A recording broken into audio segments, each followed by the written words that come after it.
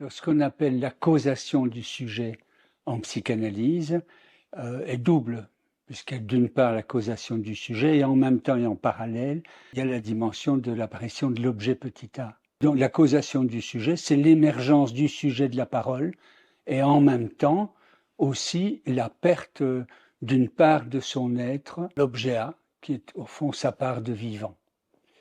Quand on dit causation, il faut bien s'entendre, on parle donc de ce qui cause quelque chose qui n'est pas déjà là. Quand l'enfant vient au monde, il y a quelque chose qui est déjà là et quelque chose qui n'y est pas déjà. Il n'est pas déjà sujet, mais il y a quelque chose de déjà là, c'est le langage articulé en signifiant. C'est aussi le désir de l'autre, désir dans lequel sa venue s'inscrit. Que ce désir soit d'ailleurs positif ou négatif. Parce que des parents qui viennent dire qu'ils ne voulaient pas d'enfant ou qu'ils ne désiraient pas cet enfant, c'est quand même une formule du désir de l'autre, une formule négative. Mais enfin, on en a parlé. Donc il y a là des signifiants du langage et le désir de l'autre qui sont présents. Et l'enfant entre dans la demande et par là, il entre dans le signifiant. Il entre dans la demande par le cri et par l'appel, avant que ça ne se formule tout à fait en demande. Mais il est donc d'emblée pris dans les signifiants de l'autre avec lesquels il articule sa demande.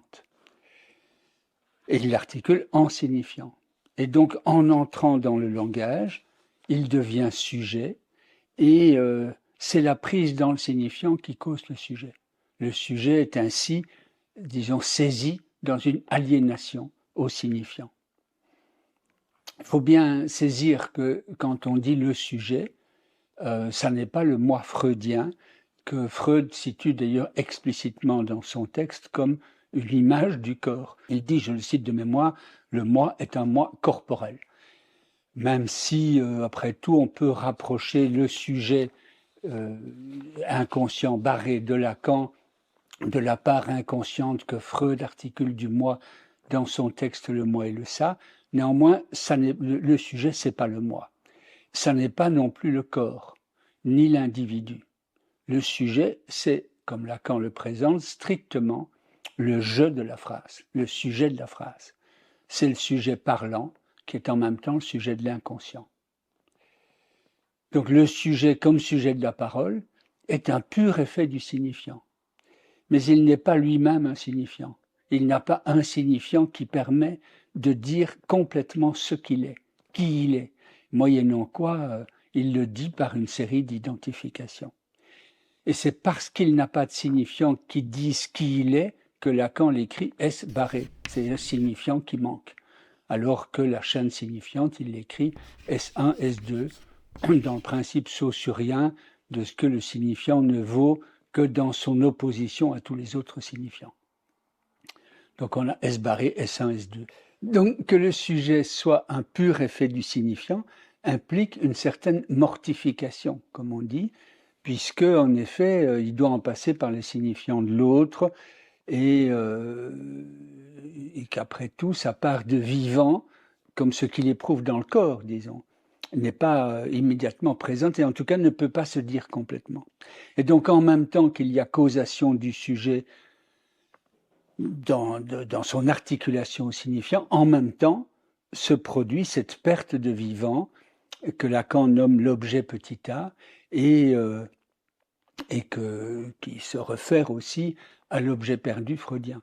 C'est très joliment d'ailleurs pour dire l'articulation entre l'objet A, dans le séminaire sur le fantasme, Lacan dit que, de mémoire, le sujet est le bijou et l'objet A est sa monture.